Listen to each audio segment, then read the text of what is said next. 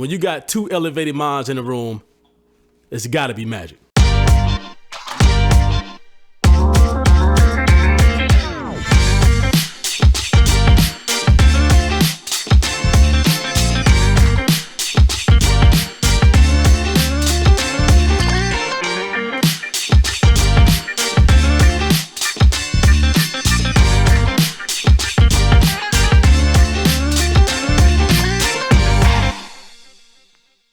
Welcome back to the Jahmad Show, man.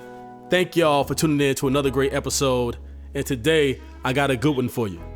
I got my brother on the show with me, and we'll get to that in a minute. But first, let me shout out Omar Filet. Hopefully, man, I'm saying your name right. He sent me this book, man. I told y'all, send me your stuff. He's a man of his word, as am I. Shout out to Omar, man, for Tainted Souls. Go get this copy wherever you can find it. And guys, send me your stuff. I told y'all want to be featured on the show, all you got to do is hit me at collab@thejahmadshow.com. Now, without further ado, man, today we're going to get into some topics, and I'm very, very pleased and blessed and honored to have Jalin Warren on the show, man, the host of Elevated Minds Podcast. Welcome on the show, man. Hey, glad to be here, man. Glad we finally made it happen. Finally made it happen, man. I want to say long overdue, but really, I would say it's right on time, man. So thank you for coming on the show. Let people know, man, a little bit about, your social media influence, your podcast, and what you got going on. I'm the host of Elevated Minds Podcast. I started right about a year ago. And what the podcast is really about is my life experiences, spirituality, things that I've learned, and things that I've gone through that helped me grow. And I'm just kind of spreading that and sharing that love with everybody. We can all grow mentally, spiritually, physically, emotionally, and even financially. And a lot of times we just got to get out of our own way. So that's really what I talk about, facing your past and, and learning how to get to your future and don't let the stuff from that was in the past hold you back from where you're trying to go. So that's really what Elevated Minds is about, expanding your consciousness and growing. Right, man. And I believe firmly in growth. Obviously, that's what we talk about on the Jahmad Show in so many different ways. But one thing you talk about, and I think we can kind of agree, or we at least talk about this subject on our podcast, is dating. Right? So I got to ask you, man, let's jump right into it. 1 to 10, man. What would you rate today's dating market? I got so much to say about this, but I want to hear what my brother got to say about this first. Honest answer, man. An honest answer. I'm giving today's dating market a solid, I want to say a 6, but I want to give it a 5.8. Okay. 5.8. That's about right. Why 5.8? Man, it's just the fact that, you got these women that want unrealistic things. You got men that are just trying to get by. You got them that are also using women as well, though. So you got these two counterparts that are just going back and forth, and they somehow can't meet in the middle. And so the rest of us are kind of suffering in the background, you feel me? So when it comes, if you're a good guy, if you're a good woman, you're trying to find someone that's good, it's just rough out here because everybody's been hurt. Everybody's been, dealing with somebody else in the past. And this is making it so it's hard for the new, for everybody else, So I feel like it's affected now, as of now, it's affected the dating market, from things that have happened in the past. Now we are the ones that are experiencing, the aftermath of that. Yep. I you know what, man? I would honestly have to agree. If I had to give my rate, I would probably say a 5. Solid 5. And we're kind of saying the same thing. And I have some notes on this. If you guys see me looking down, that's what this is. But you have a lot of people, like you said, people in the past. And I would interpret that as people who've been in relationships for a while and now are newly out of relationships, right? Jumping back into the dating scene. Completely culture shock. I mean, it's completely different from what they experienced when they first started dating and they got to a relationship, right? But they're mingling with people who've been on this dating market.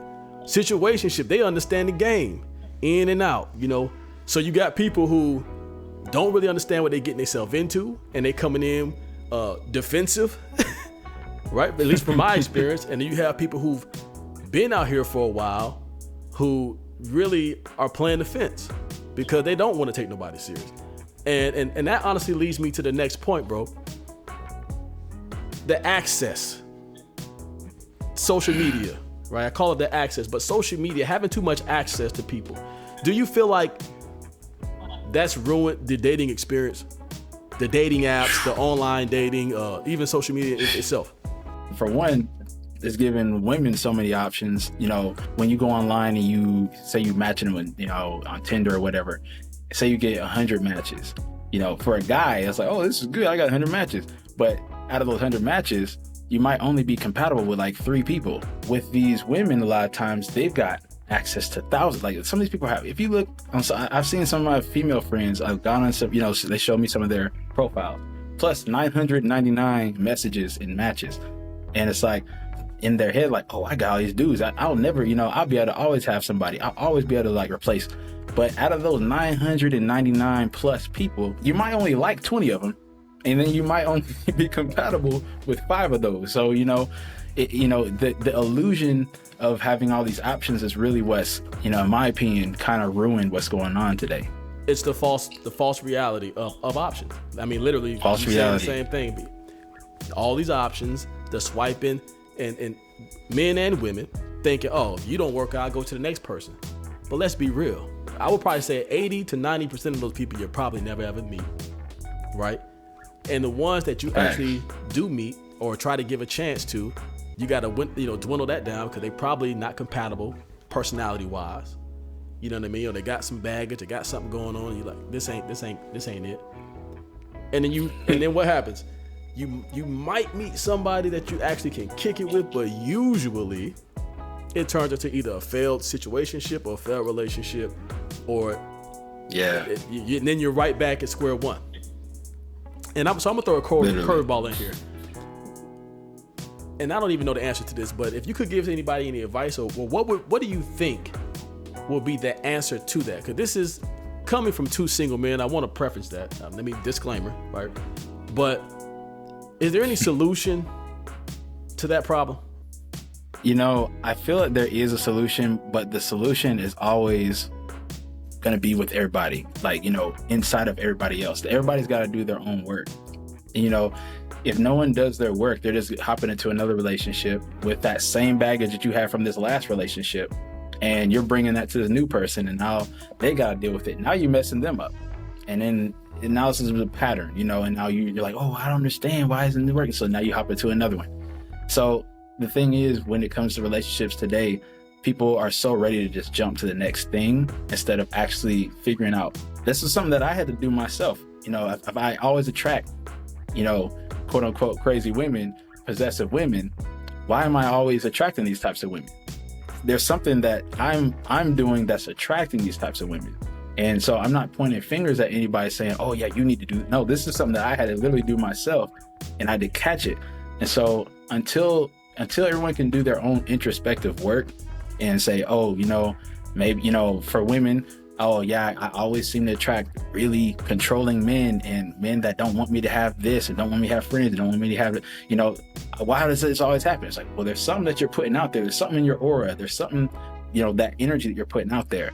So you have to actually take accountability and say, okay, yeah, these dudes did all these things to me, but what did I do to attract them here and then allow them to continue to do this? Because there's something in my subconscious that is comfortable with this. So I think that's really what's happened with a lot of the dating market today. But yeah, I do feel that that's the way that we can change things. It all starts with ourselves. You know, we can't change anybody else. We can't say, oh, you know, I want to make a difference and make sure that all these women are wives. You know, not all women are going to be wives. You know, maybe 15% of women might be wives nowadays. But the thing is, you can only work on yourself, because you being better for yourself, then you're going to attract someone else on that type of, you know, on that type of time. You won't even be looking at the other people anymore that's, you know, on that lower level or not really, you know, on that same wavelength as you. Which actually leads me to my next question. Give me the top 3 things, man, that men need to be taking accountability for when it comes to dating. You say top 3 things? Top 3 things in your opinion. Okay.